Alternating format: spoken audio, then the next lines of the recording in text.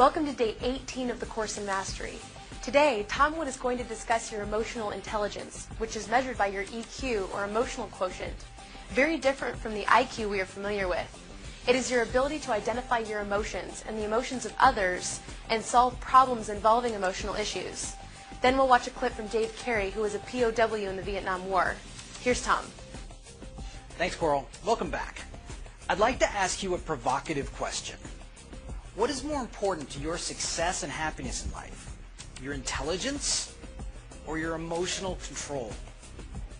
Which of you studied more and spent more time developing since the first grade?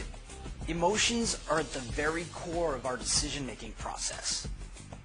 And because of that, they are the foundation of our success in life. Emotional mastery is self-mastery. To be sure, emotional mastery does not mean no emotions. Instead, it means all emotions mastered. Aristotle wrote in the Nicomachean Ethics, anyone can become angry. That is easy.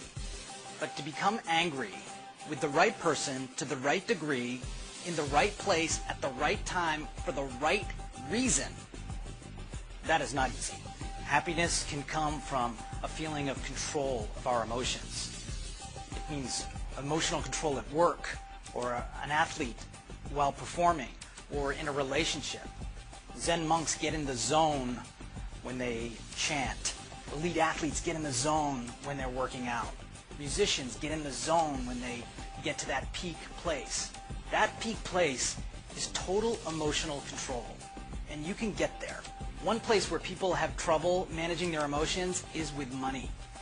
Wealth is simply a formula. Buy low, sell high.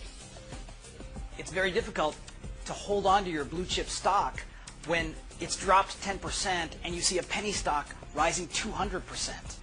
That strategy is called buy low, sell stupid. There's no secret answer on how to control your emotions. Our society is filled with cliches on how to do it. Look on the bright side. Cheer up. Be the ball. Let it go. Get in the zone. All of these have some element of truth to it, but the one I've found that works the most is 20 years of therapy. I'm just kidding.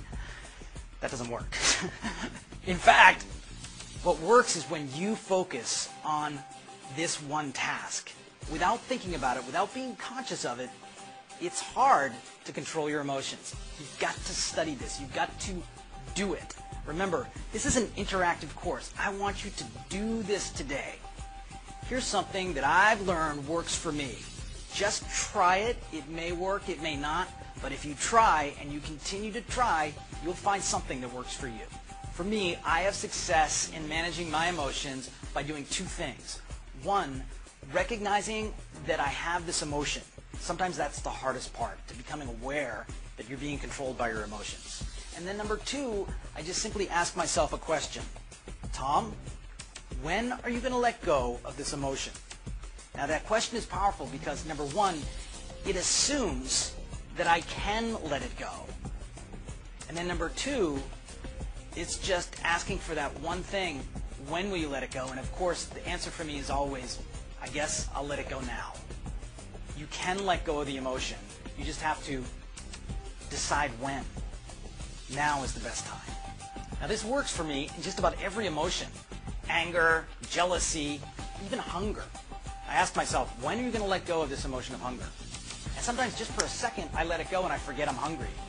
And then of course the hunger comes back. But the more I do it, the better I get, and the longer I can go without letting the emotion control me. Yes, hunger, jealousy, anger, these sometimes are emotions you want to have. But having the mastery of them, allowing yourself to control them, like Aristotle described, that will create incredible happiness and success for you in your life. During his 5.5 years as a prisoner of war in Vietnam, Dave Carey was forced to master his emotions in order to survive and maintain his sanity. In this next clip, he recounts a portion of his fascinating story and begins to tell how he and his fellow POWs made it through. Here's Dave. See?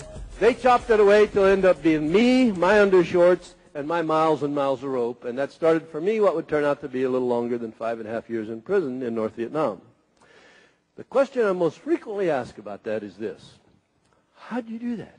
How were you able to do that? How could you do that? And that's the question I'd like to talk with you about for just a few minutes this morning. How do we do that? Actually, I'd like for you to think about that question for a minute. How did we do that? Here, I'll set the scene for you. I was kept locked up for years in cells that were never quite big enough for the number of people who were in them. On average, I lived with about 6 or 7 other men. I've been by myself for a few months. I lived with a group of 20 men one time for a year and a half. But on average, there'd be 6 or 7 of us in one of these cells. And a lot of them were cells, too. A lot of them were the kind of things you see in a movie where they have 14-foot-high walls, little air slits up at the top, big, heavy door with a little spy door on it. A lot of them were in dungeon-like prisons that the French had built in the early 1900s. We were interrogated on occasion, beaten on very, very rare occasion, tortured on very, very, very rare occasion. I weigh about 200 pounds now. At the time, I got down to probably 125 pounds or so. But once I got down there, the diet would sustain that. We were not allowed to see or have any contact with any Americans outside of our own cell. They wanted us to be isolated, cut off, cell by cell by cell. They believed in divide and conquer. And that's the way they were trying to run this place.